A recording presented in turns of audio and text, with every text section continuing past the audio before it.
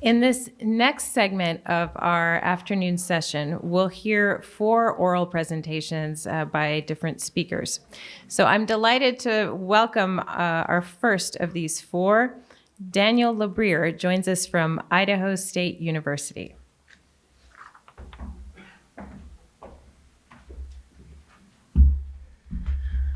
Good morning. I'm just making sure everybody's awake. Okay.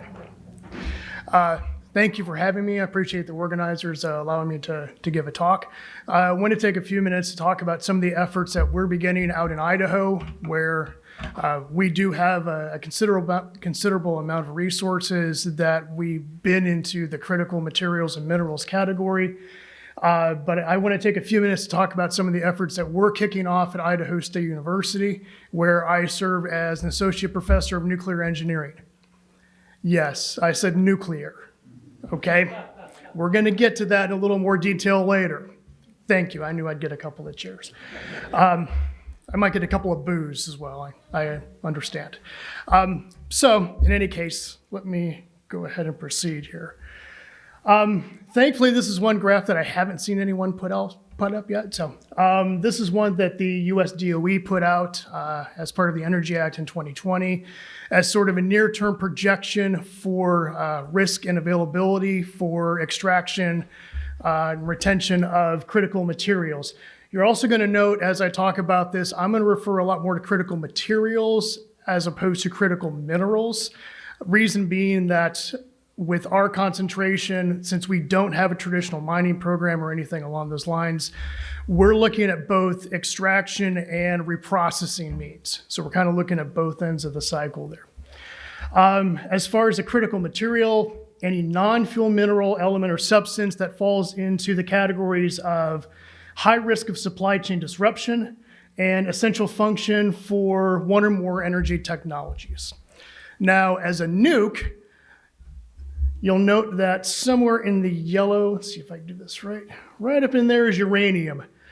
It's the only time I'm going to mention uranium as part of this talk because it really isn't the focus of why I'm here, but I want to mention that it is considered a critical material as part of the display that's up here. But there are actually a lot of materials that in my industry were they're very important, including things like cobalt, vanadium, neodymium, a lot of the rare earth materials that we hear so much about as part of the critical mineral and critical material campaign.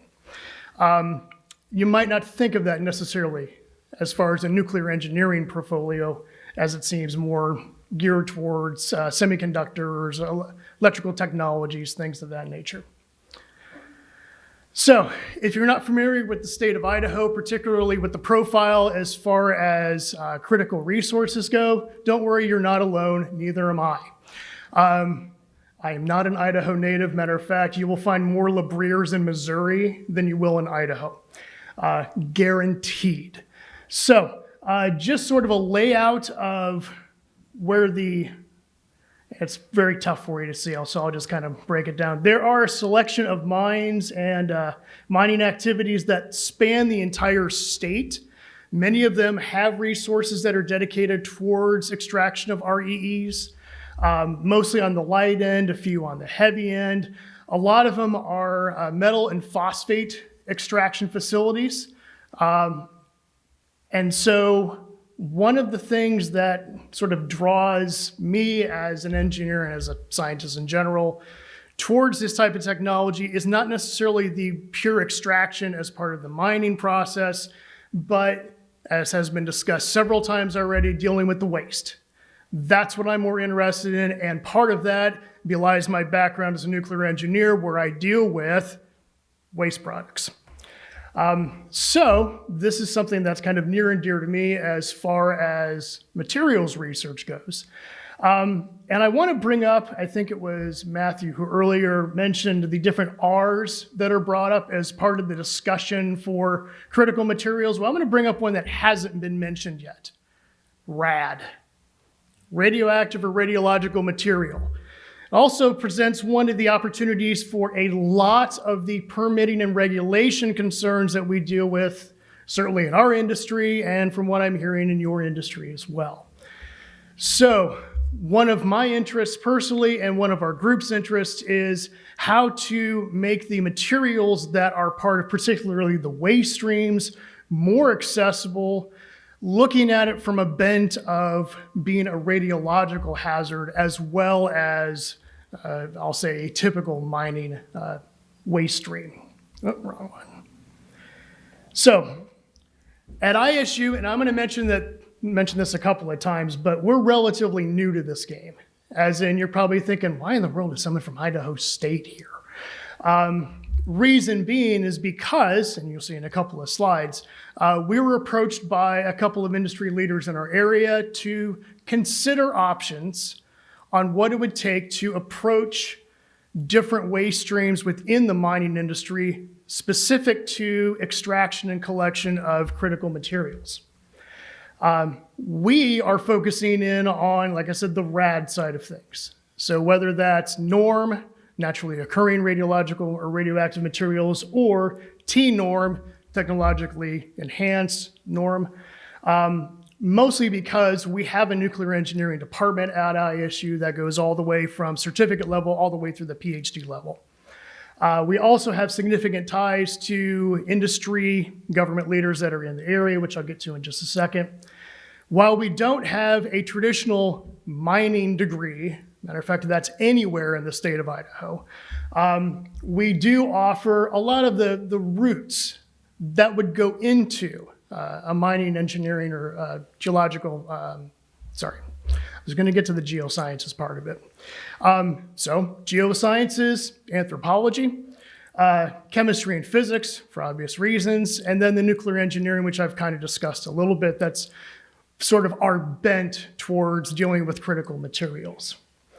Now, I mentioned this last line here specifically because of some of the expertise that I and a couple of my colleagues bring to this group at Idaho State. Is some of our research has been dedicated towards extraction of different materials, elements, or compounds from mixed radiological waste, specifically from materials that have come from used nuclear fuel product. Now, you're not going to hear that very often, and when you do, usually that has loads of red tape, paperwork up to about here, and a lot of safety regulations that go along with it, and typically a lot of aqueous waste. Well, some of the research that we've done and tied in with our partners for the past 20 years or so are actually dedicated towards non-aqueous separation techniques, and this has involved groups within nuclear engineering, physics, chemistry, and geosciences. So, without further ado, workforce development. Who has a really good definition of that? That's what I thought. Okay, so what is it? It means something different to everyone, and that's fine. From our point of view, put it in very simplistic terms, knowledge and know-how. I can provide the information, I can provide the tools, and sort of the inherent knowledge through experience on how to be able to perform the work that's needed to get you into and progressing through your industry.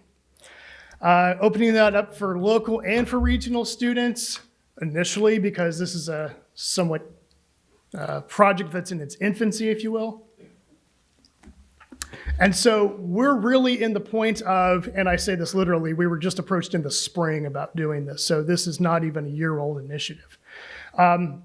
But actually considering developing the types of courses and certificate programs that are sort of necessary to build the foundation of what we need for a critical materials program at Idaho State. The access to the mines, the industries for processing, the regulators themselves, the state entities that go into that, target hires within our departments and within the community to go along with the technical bases that are needed for the extraction, This feels like something very Old Testament, where so-and-so begat so-and-so begat so-and-so. That's how a lot of these things have to build upon each other. And then lastly, I put up here is our partnership with Idaho National Lab. And most people go, whoa, whoa, whoa, whoa, whoa. First off, how many people have heard of Idaho National Lab? Okay, I'll put that at 50%, plus or minus 10. Most people would not think of critical materials when it comes to Idaho National Lab. You're going to think, well, nukes.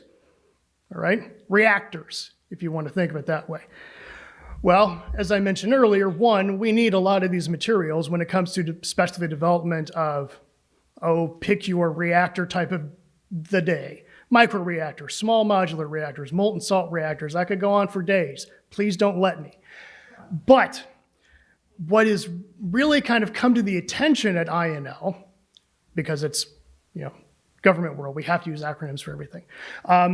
What's working with INL is they decided to prop up their own critical materials initiative.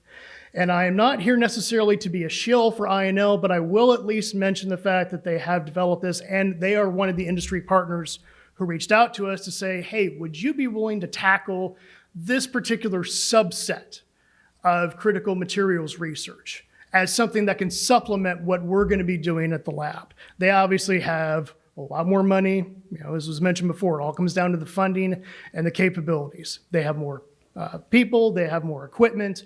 We have the students, the workforce that they're going to want, and hopefully that your industries are going to want to be able to help further your industries. I took this directly from their website. Take into that what you will. I serve as a joint appointment for them, but I'm completely unpaid, so I literally don't get a nickel from them.